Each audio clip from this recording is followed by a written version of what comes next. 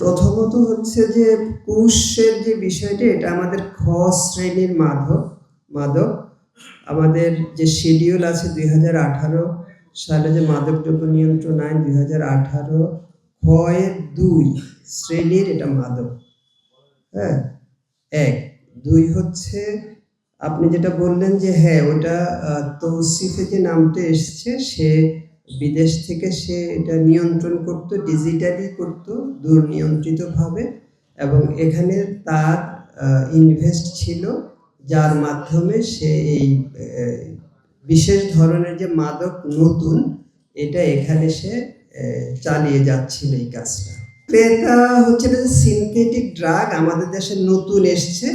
এটা সাধারণত একটু যারা এলিট বলা যাবে না, মানে শিক্ষিত মধ্যবিত্ত শ্রেণী, হয়তো এই শ্রেণীর লোকজনই এটা, যাদের একটু অর্থবিত্ত আছে, তারা এটা গ্রহণ করে। হ্যাঁ, তবে কুশটা আমরা এর আগেও বাংলাদেশে ধরা পড়েছিল, কিন্তু এবার এটা প্রথম হচ্ছে যে প্ল্যান্ট, মানে যে এখানে উৎপাদন করা, এটা আমাদের দেশে এটা প্রথম। আমরা এখন পর্যন্ত কেউ অসুস্থ হয়েছে কিনা এটা আমাদের কাছে তথ্য এখনো আমরা পাইনি। 1 2 নম্বর হচ্ছে যে এটা আপনারা জানেন যে ভেজাল যে কেমিক্যাল প্রিকারসর বা অন্যান্য যে ওয়াশগুলো এখানে আছে, এগুলো করাই হয়, ওরা টিউনিং করে, কিন্তু এটা যে সঠিক যে মাত্রা বা বিভিন্ন বিষয় আছে, এটা মিসফিট করার কারণে অবশ্যই স্বাস্থ্যের জন্য ঝুঁকিপূর্ণ, অবশ্যই ঝুঁকিপূর্ণ এটা।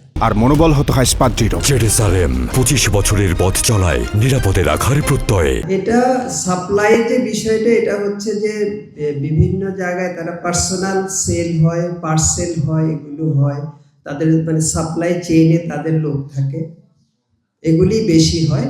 আর কোথাও গিয়ে হয়তো কোনো বারে বা এই ধরনের মানে এরকম আমাদের তথ্য আসেনি যে বারে বিক্রি, বার তো তাদের নির্দিষ্ট ওয়েতে তারা ইম্পোর্ট করে, ওয়ে আছে, ওইটার সুযোগ হয়তো নেই। ইউজুয়ালি যেটা হচ্ছে পার্সেল বা বিভিন্ন মাধ্যমে তারা যারা পার্সোনালি যারা এগুলো খায় তাদের কাছে বিক্রি করে। তা আমরা চেষ্টা করছি যারা এটা রিসিভ করে, রেসিপিয়েন্ট এন্ডে যারা আছেন, আর এখানে তো এদের সাথে যদি আরো যারা আছে তাদেরকে ধরার জন্য আমরা কাজ করছি। যেহেতু আমরা মামলা হয়েছে, এটা তদন্তটা পূর্ণাঙ্গ হলে আরো এই নেটে যারা আছে তাদের সবাইকে আমরা আনতে পারবো।